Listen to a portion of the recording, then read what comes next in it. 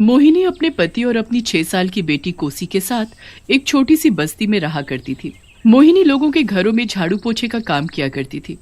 वो जिस घर में काम किया करती थी उस घर की मालकिन सावित्री बहुत ही दरिया दिल थी और हमेशा गरीब लोगों की मदद किया करती थी। जब सावित्री को पता चला कि मोहिनी की बेटी कोसी को पढ़ाई लिखाई का बहुत शौक है तो वो कोसी का दाखिला अपनी बेटी के स्कूल में करा देती है। मोहिनी मालकिन सावित्री से बोलती है, मालकिन मेरी बेटी कोसी का अपने इतने बड़े स्कूल में दाखिला कराकर मुझ गरीब काम वाली पर बहुत बड़ा उपकार किया है। अरे उपकार कैसा, अब तो तू बस अपनी बेटी को कल से स्कूल भेजने की तैयारी कर। फिर अगले ही दिन मोहिनी अपनी बेटी कोसी को तैयार करके स्कूल भेज देती है। कोसी स्कूल पहुंचकर देखती है कि सभी बच्चे ग्राउंड में खेल रहे हैं। वो जल्दी से अपना बैग सबसे आगे वाली सीट पर रख देती है और बाहर बच्चों के पास जाकर खड़ी हो जाती है। तभी कोसी के मालकिन की बेटी लीना कोसी से बोलती है, ए कोसी, तेरी हिम्मत कैसे हुई मेरे साथ खड़े होने की? माना मेरी मॉम ने तेरा एडमिशन मेरे ही स्कूल में करवा दिया है, पर तू मुझसे दूर रहना, समझी? आई देखो जरा, अब एक काम वाली की लड़की मेरे बराबर खड़ी होगी। मुझे तो इसके अंदर से अजीब सी स्मेल आ रही है। क्यों दोस्तों, तुम्हें भी आ रही है ना? ये काम वाली की लड़की है। OMG, चलो यार यहाँ से, नहीं तो ये हम सबको भी गंदा कर देगी। ऐसा बोलकर सभी कोसी का मजाक उड़ाने लग जाते हैं। कोसी उदास होकर अपनी क्लास में जाकर बैठ जाती है। तभी क्लास में टीचर आती है और कोसी को सबसे आगे बेंच पर बैठा देखकर कोसी से बोलती है, तुम्हारा नाम कोसी है, राइट? और तुम एक काम वाली की बेटी हो और मैंने सुना है कि तुम्हारे पापा कूड़ा बिनने का काम करते हैं। जी टीचर जी। तुम यहाँ से उठो और सबसे पीछे की सीट पर जाकर बैठ जाओ। मगर टीचर जी, मैंने कहा ना तुम सबसे पीछे बेंच पर बैठो। मेरी क्लास में सभी बच्चे बहुत बड़े और नामी घरों से हैं। मैं नहीं चाहती मेरे इन बच्चों पर तुम जैसी गरीब स्टूडेंट का असर आए। टीचर के जाने के बाद क्लास के सभी बच्चे कोसी का मजाक उड़ाने लगते हैं और उसे परेशान करने लगते हैं। लंच टाइम में तो लीना और उसके दोस्त कोसी की टिफिन तक उससे छीनकर डस्टबिन में फेंक देते हैं। अगले दिन कोसी स्कूल आती है तो रोहन नाम का लड़का चुपके से कोसी के बैग से उसकी नोटबुक निकालकर उसमें से होमवर्क वाला पेज फाड़ देता है। जब टीचर क्लास में सबका होमवर्क चेक करती है तो देखती है कि कोसी की नोटबुक में कोई होमवर्क नहीं है। कोसी, ये क्या? एक तो तुमने होमवर्क नहीं किया और अपनी नोटबुक मेरी टेबल पर रख दी। तभी रोहन बोलता है, मैम, ये कोशी काम तो करती नहीं और अपनी नोटबुक सबसे पहले आपकी टेबल पर जाकर रख देती है। इसकी तो पिटाई लगनी चाहिए। यस मैम, इस काम वाली की बेटी की तो पिटाई लगनी ही चाहिए। राखी टीचर कोसी की पिटाई करती है। टीचर जी, मुझे मत मारो मुझे, प्लीज मुझे मत मारो। कल से तुम्हारी कॉपी का सारा काम पूरा होना चाहिए, नहीं तो तुम्हारे लिए अच्छा नहीं होगा। हाँ, अब क्लास के बच्चे कोसी को रोज ऐसे ही परेशान किया करते। कभी उसे वॉशरूम में बंद कर देते तो कभी उसका लंच फेंक देते। इन सब से परेशान होकर कोसी प्रिंसिपल के ऑफिस जाकर लीना और उसके दोस्तों की शिकायत प्रिंसिपल सर से करती है। प्रिंसिपल सर लीना और उसके दोस्तों को ऑफिस बुलाते हैं। लीना, मैं ये क्या सुन रहा हूँ, तुम और तुम्हारे दोस्त कोशी को परेशान करते हैं। ऐसा बोलकर वो सभी को बहुत डांट लगाते हैं। अगले ही दिन लीना और उसके दोस्त कोसी से बदला लेने की ठान लेते हैं। नेहा और रोहन, तुम तो जानते ही हो ना, इस स्कूल में एक पुराना स्टोर रूम है जहाँ कोई नहीं जानता। हम तीनों छुट्टी के समय कोशी को उसी स्टोर रूम में बंद करके चले जाएंगे। छुट्टी होते ही नेहा कोसी को किसी बहाने से अपने साथ स्टोर रूम में ले जाती है और उसे वहाँ बंद कर देती है। नेहा, ये तुम क्या कर रही हो?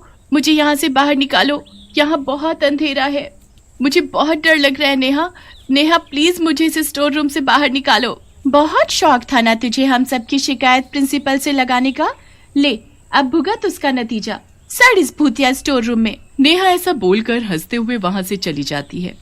कोई निकालो मुझे यहाँ से कोई दरवाजा खोलो, मुझे यहाँ बहुत डर लग रहा है प्लीज कोई तो मुझे इस स्टोर रूम से बाहर निकालो काफी देर तक चिल्लाने के बाद भी जब कोई नहीं आता तो कोसी को बहुत घबराहट होने लगती है और अचानक से वो जमीन पर गिर जाती है और कुछ ही देर में उसकी मौत हो जाती है। कोसी एक चुड़ैल बन जाती है और बोलती है, मैंने कभी किसी को कुछ नहीं कहा, पर इन लोगों ने मेरे साथ इतना बुरा किया कि मेरी मौत तक हो गई।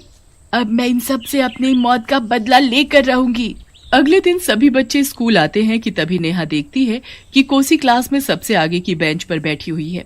नेहा लीना और रोहन से बोलती है, अरे यार, ये कोसी क्लास में कहाँ से आ गई? इसे तो मैंने कल स्टोर रूम में बंद किया था। अरे इसी ने स्टोर रूम खोल दिया होगा, पर जरा इसकी हिम्मत तो देखो, ये लड़की कैसे सबसे आगे की बेंच पर बैठी हुई है। अरे इसे फर्स्ट बेंच पर बैठे रहने दो, राखी मैम खुद ही देख लेंगी इसे किसका क्या करना है। तभी राखी मैम क्लास में आती है और कोसी को फर्स्ट बेंच पर बैठा देखकर कोसी से गुस्से से बोलती है, कोसी तुम फर्स्ट बेंच पर क्या कर रही हो? चलो उठो यहाँ से और सबसे लास्ट में जाकर बैठो। टीचर जी मैं तो सबसे आगे की बेंच पर ही बैठूंगी, और वैसे भी क्लास में सबसे पहले मैं ही आई थी, तो फर्स्ट बेंच भी मेरा ही हुआ। टीचर डंडा निकालती है और बोलती है, अच्छा तो तू ऐसे नहीं मानेगी, लगता है तेरी पिटाई ही लगानी पड़ेगी। टीचर जैसे ही कोसी को डंडा मारने लगती है तो वे कोसी की जगह खुद को ही डंडे से पीटने लगती है। ये देखकर क्लास के सभी बच्चे जोर जोर से हंसने लगते हैं। अरे ये क्या हो रहा है? मैं अपनी पिटाई क्यों लगा रही हूँ?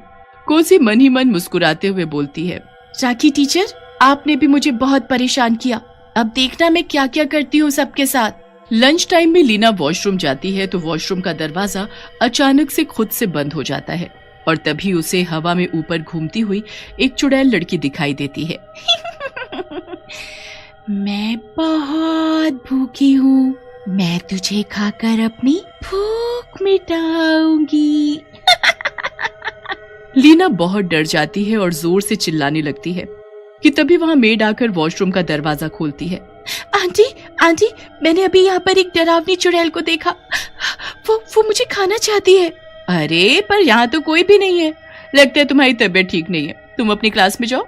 लंच टाइम में राखी टीचर अपना लंच बॉक्स खोलती है तो वो देखती है कि उनके बॉक्स में मरी हुई छिपकली है। वो जोर से चिल्लाते हुए अपना लंच बॉक्स फेंक देती है। हे भगवान आज ये मेरे साथ क्या हो रहा है? तभी राखी मैम को अपने आसपास किसी के होने का एहसास होता है।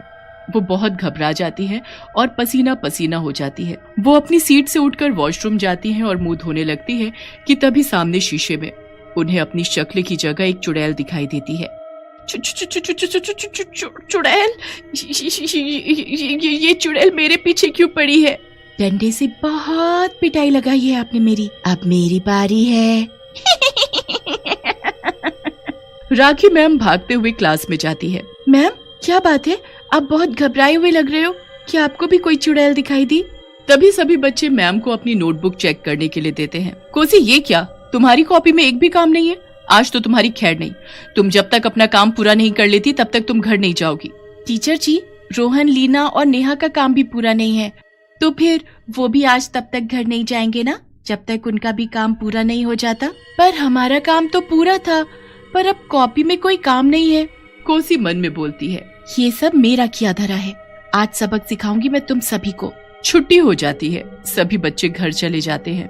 क्लास में मैम कोसी, लीना, नेहा और रोहन का काम करा रही होती है कि तभी अचानक से क्लास का दरवाजा बंद हो जाता है और कोसी चुड़ैल के रूप में बदल जाती है।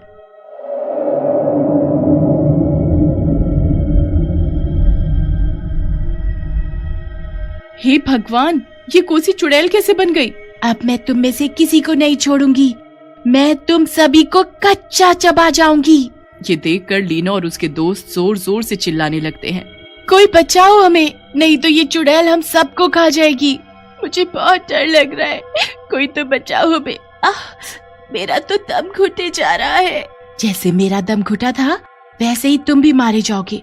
बहुत सताया ना तुम सबने मुझे। टीचर जी कैसा लग रहा है हवा में लटक कर? कोसी हमें माफ कर दो, आगे से हम कभी तुम्हें नहीं सताएंगे। पर तुम चुड़ैल कैसे बन गई? लगता है तुम्हारे अंदर किसी चुड़ैल की आत्मा आ गई है। कोसी रोते हुए बताती है, मेरे अंदर कोई चुड़ैल की आत्मा नहीं है, बल्कि मैं खुद एक चुड़ैल बन गई हूँ। इन तीनों ने मिलकर मुझे स्टोर रूम में बंद कर दिया और घबराहट के मारे दम घुटने से मेरी मौत हो गई। अब मैं अपने ऊपर हुए सभी अत्याचारों का बदला लूंगी, ताकि फिर कोई ऐसी गलती करने का कभी न सोचे। तभी प्रिंसिपल क्लास का दरवाजा खोलते हैं और बोलते हैं, कोशी, मैंने सब सुन लिया है, तुम इन्हें छोड़ दो, इन्हें सजा कानून देगा। मैंने पुलिस को फोन कर दिया है, वो बस आती ही होगी। राखी टीचर लीना और उसके दोस्तों को अपने किए पर बहुत पछतावा होता है। वो कोसी से हाथ जोड़कर माफी मांगती है। उन सभी को सजा मिलती है। कोसी की आत्मा को भी मुक्ति मिल जाती है और वो वहाँ से चली जाती है।